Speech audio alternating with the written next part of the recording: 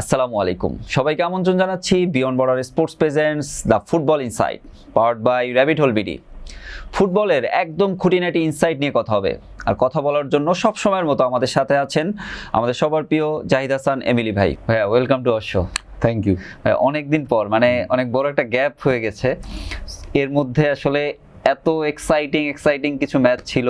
টুর্নামেন্টের মধ্যে বাংলাদেশের লিগ চলছে, চ্যাম্পিয়ন্স লিগেরও দারুণ কিছু খেলা হয়েছে। আসলে কোন জায়গা থেকে কথা বলা শুরু করবো, আপনি বলেন। না, বেসিক্যালি ব্যাপারটা হচ্ছে এখন কিন্তু সিজনের শেষের দিকে আর কি। হ্যাঁ, প্রত্যেকটা যদি দেশেরই লিগ দেখেন সব কিন্তু এখন শেষের দিকে চলে আসছে।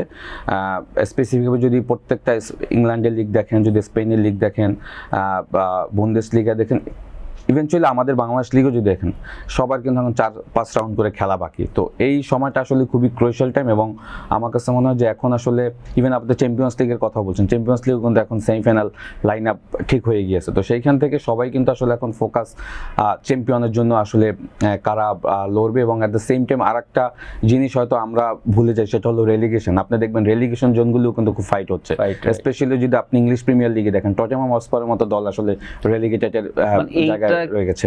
কিন্তু খুবই অবাক লাগছে যে ওদের মনে হয় পজিশন এখন 18। রাইট, ওইটাই বললাম, তাদের মাঝখানে কোচ ইগোরকে স্যাক করে দিয়ে আবার তারা নতুন কোচ নিয়েছে, তারপরে কিন্তু লাস্ট ম্যাচ 1 গোলে জিততেছিল, ড্র করেছে। তো সেই জায়গা থেকে আমি বলবো টটেনহাম হটস্পারের মতো দল রেলিগেটেড হয়ে যাবে, এটা তো আসলে চিন্তা করা যায় না।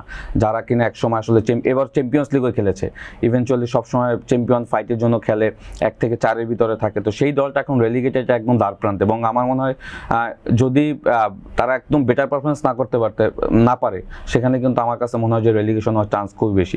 তো সেই জায়গা থেকে কিন্তু সারা পৃথিবীর লিগগুলি এখন খুবই জমজমাট। হ্যাঁ, আমাদের এই যে বাংলাদেশ ফুটবল লিগের দিকেই যদি তাকাই, টপ 3 পজিশন কিন্তু মানে পুরাই ফাইট চলছে। বসুন্ধরা 28 পয়েন্টে আছে, কিন্তু তারপরেই 2 এবং 3 নম্বর পজিশন, যেখানে ফর্টিস 2 নম্বরে ছিল আগে, কিন্তু এখন 3 নম্বরে। আবহানী 25 পয়েন্ট, ফর্টিসও 25 পয়েন্ট। এখন এই আবহানীর সাথেই ফর্টিসের নেক্সট ম্যাচ 24 তারিখে। রাইট, সো হয়তো আমরা দেখতে পারবো যে সেকেন্ড পজিশনটা কেউ একজন ফিক্সড করে ফেলবে। ড্র হলে তো আবার সেম অবস্থায়। রাইট, আর তো অল্প কয়েকটা ম্যাচ, এখানে আপনি কাদেরকে এগিয়ে রাখছেন? দেখেন, ব্যাপারটা হলো আরও 5 রাউন্ড করে খেলা আছে, 13 রাউন্ড করে খেলা হয়ে গিয়েছে। এবং ইস্ট্রু যে আপনি যদি দেখেন বসুন্ধরা কিংস, আমরা যখন হাফ লিগ শেষ হয়, ফার্স্ট লিগ শেষ হয়, তখন আমরা ধরে নিয়েছিলাম যে বসুন্ধরা 40 সেকেন্ড লিগে গিয়ে একটা বড় হার্ড কম্পিটিশন হবে, বাট সেটা শুরু হয়েছিল। বাট 40 যেটা হয়েছে যে কনসিস্টেন্সি সেই জায়গাটা দেখাতে পারেনি। বসুন্ধরা টপে আছে, বাট আপনি যদি পয়েন্ট টেবিলের ডিস্টেন্স দেখেন, মাত্র 3 পয়েন্টের, হ্যাঁ 3 পয়েন্টের ডিফারেন্স রয়েছে। এটা কিন্তু যে কোনো মোমেন্টে কিন্তু এটা কিন্তু চেঞ্জ হয়ে যেতে পারে। এক ম্যাচের ব্যাপার। নেক্সট রাউন্ডে আসলে বসুন্ধরা খেলবে ব্রাদার্সের সাথে, সেই ম্যাচটাই যদি তার অঘটন হয়, তখনই কিন্তু দেখবেন যে ফর্টিস এবং ঢাকা আবাহনীর যে ম্যাচটা আছে, ওখান থেকে যদি কেউ জিতে যায়, তখনই কিন্তু তারা আবার সমান হয়ে যাবে। সুতরাং এখন আসলে ইভেনচুয়ালি বসুন্ধরার আসলে টিমের ভিতরে যেভাবে স্ট্রাগল করছে, বিদেশি প্লেয়ারদের লাস্ট ম্যাচ দেখেন তারা রহমতগঞ্জে ফরেন প্লেয়ার ছাড়া খেলেছে, সব লোকাল প্লেয়ার দিয়ে ম্যাচ খেলেছে, এবং সেখানে 1 গোলে ড্র করেছে। ওই ম্যাচটা আমি দেখেছি, ওই ম্যাচটা কিন্তু রহমতগঞ্জের সাথে বসুন্ধরা হারতেও পারতো। হ্যাঁ, কারণ শেষ মুহূর্তে আমি দেখেছি যে ফ্রান্সিসের ওই গোলটা যদি হয়ে যেত একদম শেষ মুহূর্তে, তখন কিন্তু আপনার রহমতগঞ্জ ম্যাচটা জিততে পারতো। তো সেইখান থেকে আমি বলবো যে বসুন্ধরা আসলে এই মুহূর্তে নেক্সট যে রাউন্ড আছে সেইখানে হয়তো সেই রিস্ক নেবে না, ফরেন প্লেয়ারদের তারা হয়তো ইনক্লুড করবে, এবং তারা আবার তাদের নতুন করে আসলে শুরু করাটা উচিত। ব্রাদার্সের সাথে তো একটু ভালোই চ্যালেঞ্জ হবে। সো ফরেন প্লেয়ারদের কি আপনার মনে হয় যে এই আন্দোলন শেষের মধ্যে নিয়ে আসতে পারবে? দেখেন, বসুন্ধরা তো আসলে আমাদের এইখানে যতগুলি ক্লাব আছে, আমরা সবসময় বলি যে বসুন্ধরা দ্যাট ক্লাব যে সব থেকে প্রফেশনাল সিস্টেমটা তারা দেখিয়েছে। বাট লাস্ট 1 বছর বা 1.5 বছর যদি দেখেন, এই পেমেন্ট ইস্যুতে আসলে অনেক প্লেয়ারের কমপ্লেন, ফরেন প্লেয়ারদের স্যালারি সবকিছু মিলেই কিন্তু দলের ভিতরে একটা ব্যাড ইম্প্যাক্ট পড়েছে। সেটা রেজাল্টও কিন্তু গত বছরও দেখেন তারা কিন্তু লিগ চ্যাম্পিয়ন হতে পারেনি, মোহামেডান চ্যাম্পিয়ন হয়েছে, বিকজ এইসব ঝামেলাগুলি ছিল। তারেক কাজী, তারপরে আপনার আর আমাদের কিউবা মিচেলেরা কিন্তু দল ছেড়ে চলে গিয়েছে, এবং ফরেন প্লেয়ারদেরও কমপ্লেন ছিল। তো এটা কিন্তু লিগের মাঝখানে এসে লাস্ট রাউন্ডেও আমরা যেটা দেখলাম যে ফরেন প্লেয়াররা তারা আসলে খেলেনি ম্যাচটা, এবং সেটার ইম্প্যাক্ট কিন্তু অন দ্য ফিল্ড মাঠেও পড়েছে। তারা ম্যাচটা ড্র করেছে, খুব ইম্পর্টেন্ট ম্যাচ ছিল। তারা যদি ওই ম্যাচটা জিততো, তারা কিন্তু এখন 5 পয়েন্ট বা 6 পয়েন্ট ডিফারেন্স চলে যেত। তো সেই জায়গা থেকে আমি মনে করি যে নেক্সট রাউন্ডে হয়তো তারা এই ভুলটা করবেন। এবং সব থেকে বড় ইন্টারেস্টিং ব্যাপার হলো ঢাকা আবাহনী যেভাবে কনসিস্টেন্সি দেখাচ্ছে, ঢাকা আবাহনী পারফরমেন্স, যারা মোহামেডানকে হারিয়েছে, তারা লাস্ট ম্যাচ জিতেছে, সব কিছু মিলিয়ে কিন্তু ঢাকা আবাহনী বেশ ভালো একটা ছন্দে রয়েছে। এবং তারা সব থেকে বড় ব্যাপার হলো তারা এখন আপনি যা সবসময় একটা জিনিস দেখবেন, যারা পিছনে থাকে তাদের সামনের দিকে যাওয়ার সম্ভাবনা বেশি থাকে, হ্যাঁ, আর যারা সামনে থাকে তাদের পিছনে যাওয়ার চান্স বেশি থাকে, যেটা এখন দেখছি। আমরা শুরুর দিকে যে লিগের শুরুর দিকে যখন ডিসকাশন করছিলাম, আবাহনী মোহামেডান নিয়ে আমাদের কিন্তু একটা হতাশা ছিল, তারা পয়েন্ট টেবিলে এত নিচে কেন। সেই আবাহনী এখন 2 নম্বরে অবস্থান করছে। সো আবাহনী ফর্টিসের ম্যাচটা আসলে আপনার কি মনে হয়, কিরকম একটা রেজাল্ট আমরা দেখতে পাবো? সত্যি কথা বলতে এই ম্যাচটার উপর অনেক কিছু ডিপেন্ড করে, হ্যাঁ, এই ম্যাচটার উপর ডিপেন্ড করে এই কারণ ফর্টিস লাস্ট দেখবেন যে ফেডারেশন কাপে পুলিশের কাছে হেরেছে, আবার লিগের ম্যাচ আবার আপনার দেখবেন যে তারা পুলিশের কাছে একটা ড্র করেছে। তো সুতরাং আমি বলবো যে পুলিশ দুর্দান্ত করেছে দেখে কিন্তু ফর্টিসের সেই পারফর্ম করতে পারেনি। এই ম্যাচটা আসলে কিন্তু খুব ইম্পর্টেন্ট, ঢাকা আবাহনী এবং ফর্টিসের ম্যাচটা। যদি এখানে স্ট্রেট আপনার ঢাকা আবাহনী জিতে যায়, 3 পয়েন্ট পায়, তখন কিন্তু বসুন্ধরার জন্য বিশাল একটা প্রেশার হবে, হ্যাঁ। তো সেইখান থেকে ঢাকা আবাহনী তো অবশ্যই জিততে চায়, এবং ঢাকা আবাহনীর স্পেশালি যদি আপনি প্লেয়ারদের পারফরমেন্স দেখেন, তাদের প্লেয়াররা খুব বেশ ভালো পারফর্ম করছে। মিরাজুল ঢাকা মোহামেডানের সাথে গোল করে ম্যাচ উইনিং গোল করে ম্যাচকে জিতিয়েছে, সোলেমান দিয়াবাতে লাস্ট ম্যাচে গোল করেছে, সুতরাং তারা কিন্তু বেশ ভালো ফর্ম দেখাচ্ছে। সুতরাং ঢাকা আবাহনী আমার কাছে মনে হয়েছে যে তারা আসলে চ্যাম্পিয়ন হওয়ার জন্য যে কাজগুলি করা দরকার সেগুলি কিন্তু ম্যাচে সেগুলি করে দেখাচ্ছে। সুতরাং এই ম্যাচটা কিন্তু আমি মনে করবো যে লিগ টাইটেল ডিসাইডিং ম্যাচ একটা হওয়ার সম্ভাবনা রয়েছে, এই কারণ এখানে এই 3 পয়েন্ট খুব ইম্পর্টেন্ট, যারা পাবে তারা কিন্তু অনেক দূর চলে যাবে। প্রেডিকশন কি ভাই আপনার এই ম্যাচে? আমার মনে হয় ঢাকা আবাহনীর পক্ষে যাবে, কারণ ফর্টিস ফার্স্ট লিগে যেভাবে কনসিস্টেন্সি দেখাচ্ছে, সেকেন্ড লিগ শুরু হওয়ার পরে কিন্তু আসলে ওই পারফরমেন্সটা নাই আমার কাছে মনে হয়েছে, এবং তারা বেশ কিছু ম্যাচ ক্লোজ ম্যাচ হেরেছে এবং ড্র করেছে। সেইখান থেকে ঢাকা আবাহনী বেশ ভালো করছে, আমার মনে হয় ঢাকা আবাহনীর জয়ের চান্সটা বেশি থাকবে। চ্যাম্পিয়ন হওয়ার সুযোগ আছে তাদের জন্য অবশ্যই। এটা এইখানে এখন আসলে বসুন্ধরা কিংস যেটা হলো যে বসুন্ধরা কিংস যদি তারা তাদের নেক্সট ম্যাচটা যদি ড্র করে বা যদি হেরে যায়, তখন কিন্তু বসুন্ধরা কিংস আসলে ঢাকা আবাহনী যেভাবে পিছন থেকে আসছে, ঢাকা আবাহনী আমার কাছে মনে হয় যে তারা এই সময়টাতে তারা আর আমার মনে হয় না যে পয়েন্ট হারানোর জন্য খেলবে। ভাই আমরা যদি একটু ইংলিশ প্রিমিয়ার লিগের দিকে তাকাই, দারুণ একটা ম্যাচ দেখলাম, আর্সেনাল আর ম্যান সিটি। সো শুরুর দিকে আপনি বলছিলেন যে আর্সেনাল হচ্ছে এমন একটা টিম, তারা এখন জিতবে, শেষের দিকে গিয়ে হাল ছেড়ে দিবে। সো ওইটাই তো দেখছি। দেখেন, আমি আসলে আর্সেনালের ফ্যান না, তারপরে মনে প্রাণে আমি কিন্তু আপনার এই শোতে অনেকবার বলেছি যে আর্সেনাল আসলে যেভাবে আসলে তারা লিগে এবং চ্যাম্পিয়ন্স লিগে পারফর্ম করছে, তারা যে কোনো একটা শিরোপা পাক, হ্যাঁ। কারণ এই কারণে বলেছিলাম, কারণ তাদের কোচ মিকেল আর্টেটা আমার কাছে মনে হয়েছে যে তার একটা শিরোপা পাওয়া খুব জরুরি।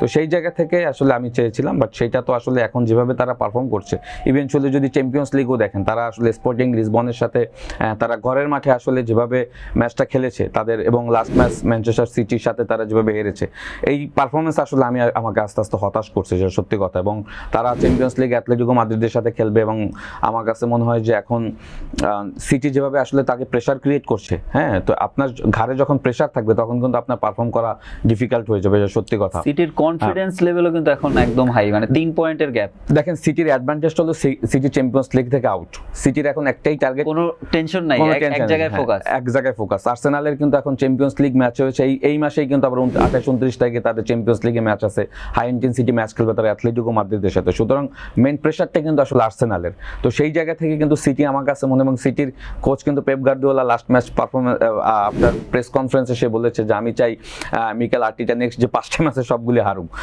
হারলে আমার জন্য চ্যাম্পিয়ন হওয়াটা সুযোগ হবে, মানে সহজ হবে। তো সেইখান থেকে আমি বলবো যে আর্সেনালের উপর অনেক প্রেশার রয়েছে, এবং আর্সেনালের প্রেশার মোমেন্ট আসলে হ্যান্ডেল করতে পারে। আর্সেনালের ফ্যানদের একটা কথা যে আর্সেনাল ছাড়া সবাই চায় আর্সেনাল কাপ জিতুক।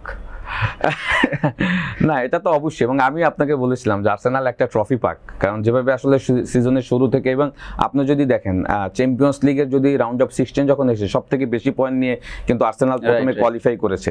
তো সেইখান থেকে এখন আর্সেনাল কিন্তু চ্যাম্পিয়ন্স লিগেও অ্যাথলেটিকো মাদ্রিদের সাথে জিততে পারবে কিনা সেইটা আমরা আমাদের কনফিউশন তৈরি হচ্ছে। অ্যাট দ্য সেম টাইম আপনি যদি দেখেন এখন লিগের ম্যাচে লাস্ট ম্যাচে আসলে 1-1 ড্রর পরে আসলে লাস্ট মোমেন্টে গোল খেয়ে হার্লিং হ্যালান্ডের গোল করার পরে 2-1 ম্যাচটা হেরে যায়, এবং সেখান থেকে আসলে তারা তারা এই প্রেশার মোমেন্টে প্রত্যেকটা সিজনে গিয়ে কিন্তু এই যে 30 রাউন্ডের পরে গিয়ে তারা আসলে তাদের পারফরমেন্সে যেভাবে সাফেল করে সেইটাই আসলে বড় কনসার্নের জায়গা। তো সেখান থেকে আমি বলবো যে আর্সেনাল জন্য খুবই ডিফিকাল্ট, যে সত্যি কথা। প্রথম গোলটাও কিন্তু গোলকিপারের ভুলের কারণে একটা সুযোগ ক্রিয়েট করে গোলটা দিয়েছে, ওইটাও তো আসলে এটা কিন্তু আসলে যদি গোল প্রথম যদি দুইটা গোলই দেখেন, দুইটা গোল আসলে দুইটা গোলকিপার, দুইটা গোলকিপারের জন্য কিন্তু হয়েছে। ডোনারুমার আসলে ওই সময় ওইটা বা কিভাবে আসলে সে মিস্টেক করেছে এটা আসলে ওই পর্যায় থেকে আসলে এটা ম্যাচে এটা অনেক কিছু হয়ে যায়। তারপর আমি ওইটা কিন্তু সেকেন্ড হাফে সে যেভাবে রিকভার করেছে দারুণ, 1/1 আপনি অবশ্যই খেলা দেখেন, 1/1 যেটা আসলে ডোনারুমা সেভ করেছে দুর্দান্ত আমি বলবো।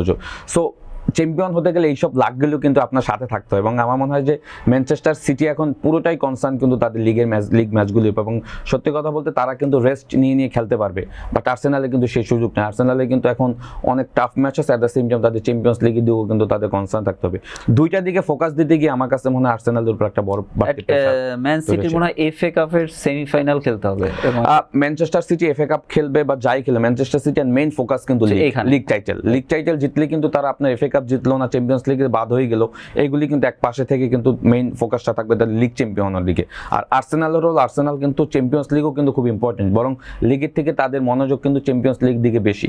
তো সেই দুইটার দিকে ফোকাস দিতে গিয়ে আমার কাছে মনে হয় যে আর্সেনাল যে এই বিগত দিনও যদি আগের 3-4 বছরের যদি আপনি তাদের পারফরমেন্স দেখেন, এই সেম প্যাটার্নে খেলতে গিয়ে সেম সব দিকে ফোকাস দিতে গিয়ে কিন্তু আসলে তারা এন্ড অফ দ্য সিজন একটা শিরোপাও পায়নি। সেই বছর আমি সেম থিং দেখতে পাচ্ছি, বাট আই হোপ আর্সেনাল আসলে এখান থেকে যে কোনো একটা শিরোপা তারা পাক, আমি এটা চাই। ম্যান সিটির সামনে আসলে যদি কঠিন প্রতিপক্ষ বলেই অ্যাস্টন ভিলাই আছে, ওইটাও হয়তো খুবই ইজি হবে তাদের জন্য। দেখেন পেপ গার্দিওলা যেটা বলেছে যে তাদের মেইন ম্যাচ হলো নেক্সট ম্যাচ বার্নলির সাথে যেটা হবে, বার্নলির সাথে তারা যদি যেতে তারা কিন্তু দেখবেন যে 70 পয়েন্ট পেয়ে কিন্তু 33 রাউন্ড করে কিন্তু আর্সেনালের সাথে কিন্তু তারা একদম সমমানে চলে যাবে, মানে সেম পয়েন্ট হবে, তখন কিন্তু আসলে তার জন্য খেলাটা আরো ইজি হবে। সুতরাং সে বলেছে যে আমার next match is very very important, final match হিসেবে সেটাকে কাউন্ট করছে। সো পেপ গার্দিওলার মতো কোচ যখন আসলে একটা দলে থাকে তখন আসলে এই চ্যাম্পিয়ন বলেন, তারপরে প্লেয়ারদের মাঠের পারফরমেন্স বলেন, সেইটা কিন্তু আসলে সহজ হয়ে যায়, এবং তার মেইন ম্যাচটা কিন্তু সে আসলে আর্সেনালের সাথে খেলে ফেলেছে, যেটা খুব ইম্পর্টেন্ট ছিল। এই ম্যাচটা যদি ড্র হতো তখনও কিন্তু আর্সেনাল 2 পয়েন্ট উপরে থাকতো, তো সেটা তো সে জিতে ফেলেছে। সুতরাং তার এখন কিন্তু মেইন ম্যাচ হলো বার্নলির সাথে 23 এপ্রিল যে ম্যাচটা খেলবে ওইটা খুব ইম্পর্টেন্ট, এবং ওইটা জিতলে আমার কাছে মনে হয় যে আর্সেনালের জন্য আরো প্রেশার বেড়ে যাবে। আর্সেনাল, যেহেতু আর্সেনাল নিয়ে কথা বলছি, একটু চ্যাম্পিয়ন্স লিগে আসি। অ্যাটলেটিকো মাদ্রিদ, লা লিগা থেকে রিয়াল মাদ্রিদও নাই, বার্সেলোনাও বাদ হয়ে গেল, অ্যাটলেটিকো মাদ্রিদ থেকে থাকলো। সো আর্সেনালের জন্য অ্যাটলেটিকো মাদ্রিদ, মানে আর্সেনালের জন্য অ্যাটলেটিকো মাদ্রিদ চ্যালেঞ্জ নাকি অ্যাটলেটিকো মাদ্রিদের জন্য আর্সেনাল চ্যালেঞ্জ হবে? দেখেন এইখানে কোচ একটা বড় ফ্যাক্ট, আর যেহেতু খেলাটা চ্যাম্পিয়ন্স লিগের জন্য, আমরা যদি দিয়াগো সিমিওনির কথা একটু ভাবি, হ্যাঁ, দিয়াগো সিমিওনি যখন চ্যাম্পিয়ন্স লিগে নকআউট স্টেজ আছে তখন কিন্তু আসলে সে তার পুরো টিমটার চেহারা চেঞ্জ হয়ে যায়। এবং আপনি যদি বার্সেলোনার সাথে তার হোম অ্যান্ড অ্যাওয়ে ম্যাচের খেলার সিস্টেমটা দেখেন, স্পেশালি আপনার যদি মনে থাকে ফার্স্ট লিগে সেটা যে সে বার্সেলোনা মাঠে গিয়ে যে ম্যাচটা খেলেছিল, হ্যাঁ, আপনার যদি মনে থাকে দেখেন সে যেটা করেছে, টেকটিক্যাল জায়গাগুলি সে এত সুন্দর অ্যাভেল করেছে। যেটা করেছিল বার্সেলোনা কিন্তু দেখবেন যে 4-2-3-1 এরিক গার্সিয়া এবং পেড্রিকে দিয়ে সে বার্সেলোনা কিন্তু স্টার্টিং 11 সাজিয়েছিল। ওই সময়টা দিয়েগো সিমিওনি যেটা করেছে যে 4 জন মিডফিল্ডার, সে সলিড 4 জন মিডফিল্ডার নামিয়েছিল। আপনার যদি মনে থাকে আপনার কোকেকে নামিয়েছিল, লরেন্টি এবং লুকমান এবং সিমিওনি ছেলে যে, হ্যাঁ, তারা 4 জন এত সুন্দর করেছে। এবং বার্সেলোনার জন্য ব্যাড লাক হলো যে আপনার ফার্স্ট হাফের শেষের দিকে যেটা রেড কার্ড খায় হুলিয়ান আলভারেজ, যেটা ফ্রি কিক থেকে গোল করে, হ্যাঁ, দারুণ গোল করে। সো হুলিয়ান আলভারেজের মতো প্লেয়াররা যখন ফর্মে থাকে, এবং অ্যাটলেটিকো মাদ্রিদের সব থেকে বড় অ্যাডভান্টেজ জায়গা হলো যে তারা যখন টিম ওয়াইজ খেলে তখন আসলে মানে ম্যাচ জেতাতে খুব সহযোগিতা করে। At the same time second লিগে আসলে কিন্তু সেম, আপনি দেখেন বার্সেলোনা কিন্তু শুরুতেই কিন্তু লামিনী ইয়ামালের গোল, 2 গোলে কিন্তু তারা লিডে নিয়েছিল, শেষের দিকে আবার লোকমানের গোল, আবার এরিক গার্সিয়ার রেড কার্ড, সব কিছু মিলিয়ে আমার কাছে মনে হয় যে অ্যাটলেটিকো মাদ্রিদ চ্যাম্পিয়ন্স লিগে যেভাবে পারফর্ম করছে, আর্সেনালের জন্য অবশ্যই একটা বড় প্রেশার এখানে ওয়েট করছে। এবং সত্যি কথা বলতে সিমিওনির আসলে যে ট্যাকটিক্স এবং যে গেম প্ল্যানগুলি, এইগুলি আসলে আর্সেনাল হ্যান্ডেল করতে পারবে কিনা এটা একটা বড় দেখার বিষয়। কারণ বার্সেলোনাকে যেভাবে স্ট্রাগল করিয়েছে দিয়াগো সিমিওনি, আর্সেনালকে কিন্তু সেম প্রবলেমই কিন্তু ফেলবে। হ্যাঁ, সুতরাং দিয়েগো সিমিওনির কিন্তু এখন মেইন ফোকাস হলো চ্যাম্পিয়ন্স লিগ ফাইনাল খেলা। হ্যাঁ, তার কিন্তু আর কিছু নাই, আর কিন্তু আর হারানোর কিছু নাই, সে অলরেডি কোপা দেল রে থেকে কিন্তু সে আউট হয়ে গিয়েছে। এট দ্য সেম টাইম এখন কিন্তু সে লিগও চ্যাম্পিয়ন হওয়ার কিন্তু সুযোগ নেই, বিকজ বার্সেলোনা এখন অনেক উপরে চলে গিয়েছে, 9 পয়েন্ট ডিফারেন্স রিয়াল মাদ্রিদের সাথে। তো সেইখান থেকে আমি বলবো যে দিয়েগো সিমিওনির সাথে আসলে মিকেল আর্টেটা পারবে কিনা এই হলো বেশি খুব ইম্পর্টেন্ট বিষয়। যেহেতু 2 লেগের খেলা, এখানে মেইন ফ্যাক্ট হলো যে আসলে হোম অ্যাডভান্টেজটা যদি অ্যাটলেটিকো মাদ্রিদ নিয়ে নিতে পারে, বিকজ প্রথম খেলাটা কিন্তু হবে আপনার অ্যাটলেটিকো মাদ্রিদের মাঠে, তো ওই ম্যাচটা খুব ইম্পর্টেন্ট। এবং আর্সেনালের কিন্তু এখন আমি যেটা বললাম যে আর্সেনালের এখন ফোকাস কিন্তু দুই দিকে ফোকাস দিতে গিয়ে আর্সেনাল সবসময় বিপদে পড়েছে। সুতরাং আর্সেনালের জন্য আমি মনে করি যে বড় একটা প্রেশার ওয়েট করছে। একজন ফুটবল ফ্যান হিসেবে আমরা মনে হয় একটা দারুণ ম্যাচ দেখতে পারবো পিএসজি আর বায়ার্ন মিউনিখের, আপনার কি মনে হয়? টু বি অনেস্ট, যদি আপনি বলেন চ্যাম্পিয়ন্স লিগ মাঝখানে, আমি যদি ব্যক্তিগতভাবে বলেন মেসি রোনালদোরা যাওয়ার পর আমি চ্যাম্পিয়ন্স লিগ দেখা একটু স্টপ করে দিয়েছিলাম, মানে ইম্পর্টেন্ট ম্যাচ থাকলে তেমন দেখতাম না। একটা সময় রিয়াল মাদ্রিদ, বার্সেলোনা বা অন্যান্য ম্যাচগুলো, বায়ার্ন মিউনিখ এদের ম্যাচগুলি রেগুলার চ্যাম্পিয়ন্স লিগ দেখতাম, কারণ এক্সাইটমেন্ট এত ছিল যে চ্যাম্পিয়ন্স লিগে ম্যাচ না দেখা ছাড়া কোনো উপায় ছিল না। তো সেই জায়গা থেকে এবারে চ্যাম্পিয়ন্স লিগটা আমার কাছে মনে হচ্ছে যে ওই চ্যাম্পিয়ন্স লিগগুলোর সাথে মিলে যাচ্ছে। কোয়ার্টার ফাইনালের প্রতিটা ম্যাচ আপনি যদি স্পেশালি দেখেন রিয়াল মাদ্রিদ এবং বায়ার্ন মিউনিখের যদি ম্যাচ দেখেন, হোম অ্যান্ড অ্যাওয়ে ম্যাচে 10 গোল হয়েছে। হ্যাঁ, 10 গোলের ম্যাচ, 2টা ম্যাচ মিলে হয়েছে, এবং সেখানে প্রত্যেকটা মুহূর্ত এত এনজয় করেছি যেটা আসলে চিন্তাই করা যায় না। আপনি দেখেন যেটা আসলে বায়ার্ন মিউনিখ সেকেন্ড লিগে বায়ার্ন মিউনিখের মাঠে যখন রিয়াল মাদ্রিদ আসলো, শুরুতেই আসলে তারা দেখেন এই যে আর্দা গুলার দুর্দান্ত গোল করেছে ম্যানুয়েল নয়্যারের ওই ভুলের কারণে। পরে আবার কিন্তু আবার কিলিয়ান এমবাপ্পে আবার গোল দিয়েছে, সেখান থেকে হ্যারি কেন আবার ফার্স্ট হাফে আবার গোল দিয়ে কিন্তু সমতা এনেছে, মানে খেলাটা এগ্রিগেট সমান করেছে। সুতরাং প্রচণ্ড এক্সাইটমেন্ট ছিল। সব থেকে বড় ব্যাপার হলো এবার চ্যাম্পিয়ন্স লিগে বায়ার্ন মিউনিখকে আমি এই কারণে একটু এগিয়ে রাখবো, সেটা হলো ভিনসেন্ট কম্পানি আসলে দলটাকে এমন একটা প্যাটার্নে নিয়ে গেছে। আপনার যদি মনে থাকে 2010-11 দিকে যখন বায়ার্ন মিউনিখ চ্যাম্পিয়ন্স লিগ জিতেছিল, আরিয়ান রোবেন, তারপরে রিভেরিরা যখন ছিল, মারিও গোমেজ, তারপর মানজুকিসরা যে টাইমটা, যে প্রাইম টাইমটাতে আসলে বায়ার্ন মিউনিখকে নিয়ে গেছিল চ্যাম্পিয়ন্স লিগের ফাইনালে, আমি সেম প্যাটার্নটা দেখতে পাচ্ছি এবার বায়ার্ন মিউনিখের ওই দলটাতে। কারণ আপনি দেখেন এখানে লুইস দিয়াস, তারপর ওলিস লাস্ট ম্যাচে যে দুর্দান্ত গোল করেছে, লাস্ট 2 মিনিটে 2 গোল। অ্যাট দ্য সেম টাইম সব থেকে প্লাস পয়েন্টের জায়গা হলো হ্যারি কেন। হ্যাঁ, 50+ গোল অলরেডি সে করে ফেলেছে সব কিছু মিলিয়ে। হ্যাঁ, বুন্দেসলিগা 32 গোল নিয়ে হাইয়েস্ট স্কোরার লিস্টে 1 নম্বর রয়েছে অলরেডি। যারা কিন্তু টাইটেল অলরেডি নেক্সট ম্যাচে তারা ড্র করলে চ্যাম্পিয়ন হয়ে যাবে। সুতরাং বায়ার্ন মিউনিখকে আমি এই কারণে এগিয়ে রাখবো, বিকজ বায়ার্ন মিউনিখ হোমে এই সিজনে এখন পর্যন্ত কোনো ম্যাচ হারেনি। তো সেই জায়গাটা থেকে বায়ার্ন মিউনিখকে পিএসজি ডিফেন্ডিং চ্যাম্পিয়ন এবং পিএসজি চেলসির সাথে লিভারপুলকে আসলে 2 লেগে 2 গোলে হারিয়েছে। এখানেও কিন্তু আমি বলবো যে প্যারিস সেন্ট জার্মেকেও কিন্তু আমরা কোনোভাবে পিছিয়ে রাখবো না, এই কারণ এখানে দুইজন কোচ টেকনিক্যালি এত কনসার্ন এবং এত শার্প, হ্যাঁ, আপনার লুইস এনরিকে এবং ভিনসেন্ট কম্পানি। সুতরাং এইটা আমরা ফাইনালের আগে একটা ম্যাচ, 2টা ফাইনাল ম্যাচ দেখতে পারবো হোম অ্যান্ড অ্যাওয়ে যে 2টা ম্যাচ রয়েছে, কারণ 2টা দলই এবার চ্যাম্পিয়ন্স লিগে বেস্ট পারফর্ম করছে, বায়ার্ন মিউনিখ এবং প্যারিস সেন্ট জার্মেন। দারুণ 2টা ম্যাচ হয়তো আমরা উপভোগ করবো। ভাই এবার একটু এইখানে আসলে সবাই মানে প্রত্যাশা করছে যে বার্সেলোনা লা লিগাটা জিতেই যাবে, 9 পয়েন্টের গ্যাপ রিয়াল মাদ্রিদের সাথে। রিয়াল মাদ্রিদের এখানে কি আসলে ব্যাক করার কোনো সুযোগ আছে? 31টা করে ম্যাচ অলরেডি খেলে ফেলেছে বার্সেলোনা এই মুহূর্তে। আসলে এই জায়গাটা আসলে কোনোভাবেই লস করার কোনো ওয়ে নাই, কারণ বার্সেলোনা অলরেডি চ্যাম্পিয়ন্স লিগ থেকে তারা বিদায় নিয়েছে, তারা কোপা দেল রেও তো শেষ।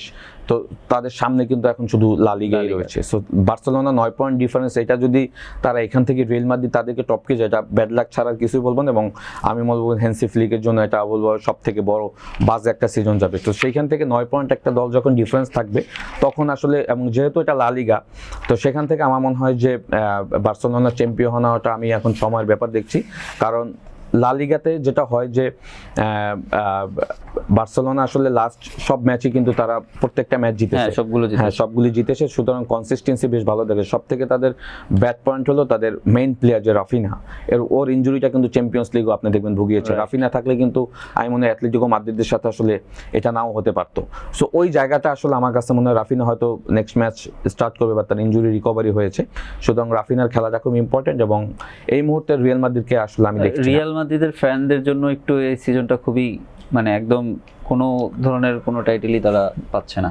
দেখেন রিয়াল মাদ্রিদ যেটা করেছে, রিয়াল মাদ্রিদ কার্লো অ্যানচেলত্তি যাওয়ার পর কিন্তু দুইজন কোচ তারা চেঞ্জ করেছে। হ্যাঁ, জাভি আলোনসোকে দায়িত্ব দিয়েছিল, এরপর আরবেলোয়া আসলে এখন দায়িত্ব রয়েছে খুবই শর্ট টাইমের খুব মধ্যে। শর্ট টাইমের ভিতরে। সো হয় কি, রিয়াল মাদ্রিদের মতো এত বড় ক্লাব, পৃথিবীর 1 নাম্বার ক্লাব, তো সেই ক্লাবটা আসলে খুব শর্ট টাইমের ভিতরে আসলে 3জন কোচ শাফেল হয়েছে। কার্লো যাওয়ার পরে জাভি আলোনসো আসলে ঠিকঠাকভাবে প্রপারভাবে আসলে দলটাকে ওইভাবে প্রিপারেশন নিতে পারেন। At the same time Arbeloa এসেও কিন্তু লিগ এবং চ্যাম্পিয়ন্স লিগ দুই দিকে ফোকাস দিতে গিয়ে কিন্তু দলটা আসলে দুইটা জায়গায় কিন্তু আসলে রেস থেকে পিছিয়ে গেছে, হোঁচট খেয়েছে। সুতরাং একটা ব্যাপার হলো যে আপনি যখন একটা নতুন ক্লাবের দায়িত্ব নেবেন, আর ওই ক্লাবের প্লেয়াররা যখন একদম হাইয়েস্ট লেভেলের সর্বোচ্চ পর্যায়ে থাকবে, তাদেরকে মেনটেন করে আসলে গেমটা তৈরি করা, ফরমেশনটা তৈরি করা এবং প্লেইং স্ট্র্যাটেজিটা তৈরি করে ওইটাকে মাঠে ইমপ্লিমেন্ট করে আসলে ম্যাচ জেতা, এটা একটা আসলে সময়ের ব্যাপার।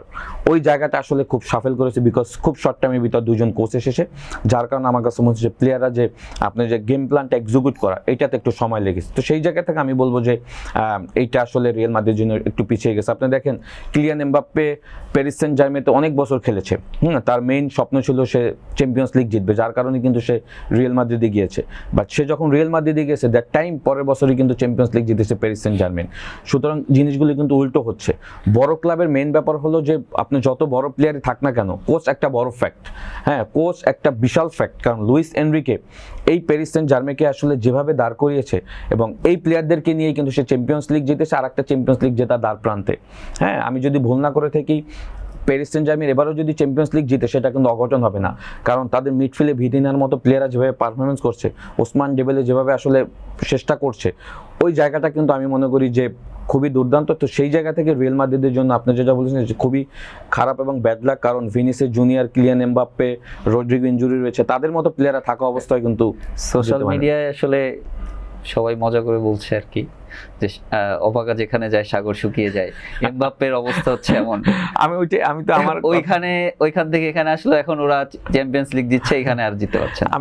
আমি আসলে ওই জিনিসটাই বোঝাতে চেয়েছি। কিলিয়ান এমবাপ্পে দেখেন, তার কিন্তু পারফরমেন্সে কিন্তু কোনো পারফরমেন্স, সব থেকে বেশি গোল করা প্লেয়ার, বাট পারফর্ম করছে।